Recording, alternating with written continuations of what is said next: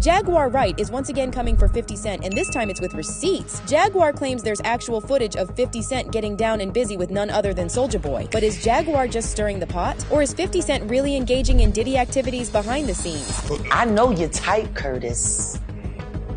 You gonna fall for one of my real soon. See if you figure out which one. All right, so Jaguar is out here claiming she has proof that 50 Cent plays for the other team, and then she took it a step further and said 50 and Soulja Boy used to be an item back in the day. You did a PSA on Curtis about him and Soulja Boy. Yeah. On the cover of him. You know, you kind of poking the bear there. I'm not poking a bear. I'm saying that he's a stone. And check this out. Jaguar refused to say allegedly and claimed she personally knows 2 more men that 50 supposedly hooked up with. And I've spoken to 2 men he's lived in sales with, who you had sex with, Curtis. No, I'm not saying allegedly. And you know it. I'm gonna do my Pierce Morgan and say he's not here to defend himself. So no, and neither is his asshole. Now listen, if you thought this came out of nowhere, let's rewind to 2010 because the internet doesn't forget anything. As soon as that clip of Jaguar started making the rounds online, fans started pulling receipts on 50 Cent and Soulja Boy, including that old XXL magazine cover. The first time we met, you came out often, no? The first time that we met was in BET. Yeah, backstage. I was getting a haircut. When was that? 106 Park. I think 106 And I came in the dressing room. Yep, that was the first time. Yeah, I ran back there because, like, I was always excited about the idea of Soulja Boy. Back then, people kind of side-eyed it, but nobody really said much. At the end of the day, it was just another hip-hop photo shoot. But then 50 Cent's ex Vivica Fox decided to stir the pot and hinted that 50 might be on the DL. What were your thoughts when 50 Cent blamed the second season ratings dip on gay stuff? First of all, you know, the pot calling the kettle black is all I'm saying. Ooh, pot calling the kettle black. Huh. Whoa. That was some tea. You're not insinuating that he's 50 gay? Cent is...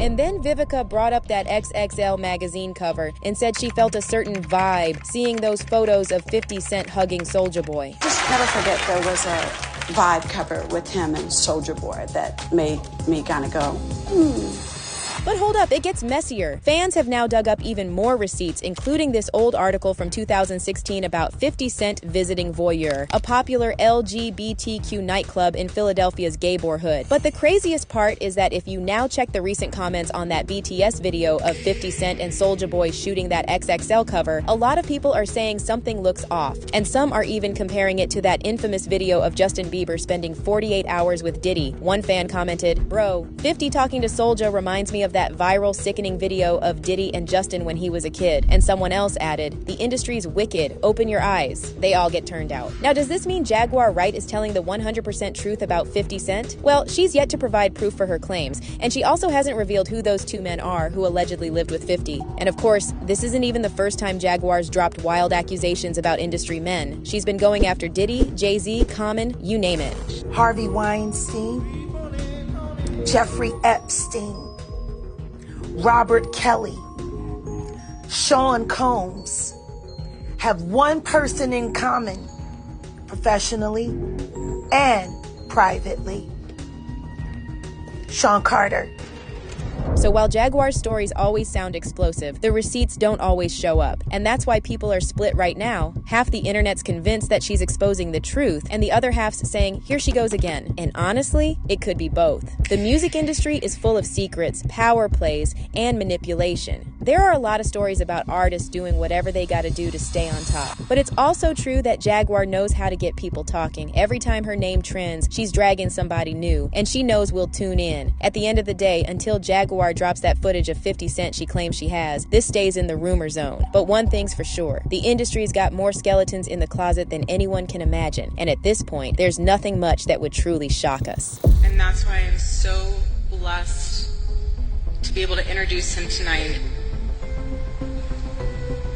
Because he understands the fight that we're up against. Candace Owens just lit a fire after she claims Erika Kirk, the widow of Charlie Kirk, has been hiding something explosive, something that ties her not just to Charlie's death but to Vice President J.D. Vance himself. But before we get into the receipts, we need to go back to where it all started, because this scandal didn't appear out of thin air. It began the moment Erika Kirk stepped out from behind her husband's legacy and into his spotlight. After Charlie's tragic assassination, she took over the movement he built, becoming the new face of TPUSA. At first, people were sympathetic, but that didn't last long. Then came that Turning Point USA event. Erika took the stage in front of thousands to introduce her dear friend, Vice President J.D. Vance. Her speech started emotional. She talked about Charlie's love for faith and the mission they built together, but halfway through, things got strange. She said this: "No one will ever replace my husband.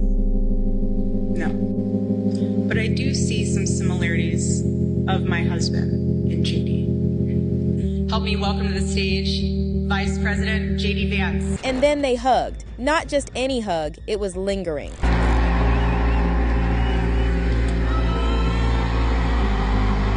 His hands on her waist, her fingers in his hair, and people slowed the clip down frame by frame, pointing out how intimate it looked. Some said, the only thing that healed faster than Erika Kirk's heart was Donald Trump's ear. Another wrote, Erika Kirk and J.D. Vance can't hide it any longer. I'm sure Charlie Kirk would be proud she's marrying up. They even put it side by side to all the other hugs she's been giving lately.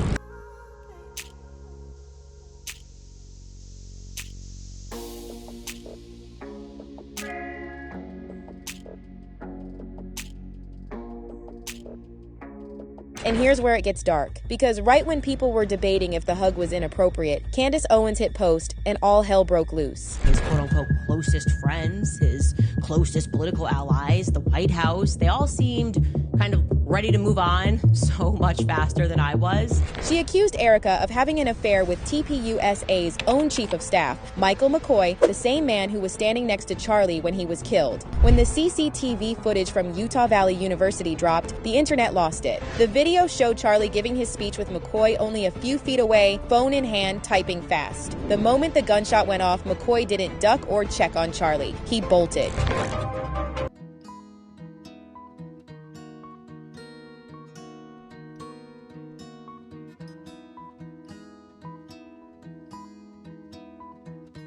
At first, people brushed it off, but then Candace pointed out the timing. According to an interview Erika gave to the New York Times, McCoy called her screaming he's been shot at 11:23 a.m. in Phoenix, an hour before the shooting happened in Utah at 12:23 p.m. That's when everything flipped. Because if that timeline is accurate, how did McCoy know what was about to happen before it even happened? And then Candace went live and said what half the internet was already thinking. Influencers will invoke Erika as the reason that it's not appropriate to ask questions. It's just not appropriate while Erika is still mourning for you guys to ask any questions. And I'm just going to come back at you with some common sense.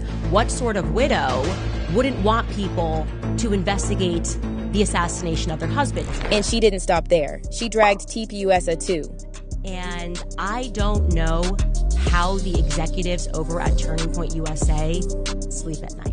Erika eventually responded with a poetic-sounding post about grief not being linear, writing, I carry my Charlie in every breath, in every ache, and in every quiet act of day-to-day living as I attempt to relearn what that rhythm will be. She didn't name Candace, but the shade was crystal clear. So when you line it all up, the picture starts looking less like grief and more like guilt. Candace says Charlie wasn't just silenced by a stranger, he was betrayed by the people sitting closest to him. And just when you think it can't get crazier, it does, because what Candace found next might expose the real reason J.D. Vance and Erika have been inseparable behind the scenes.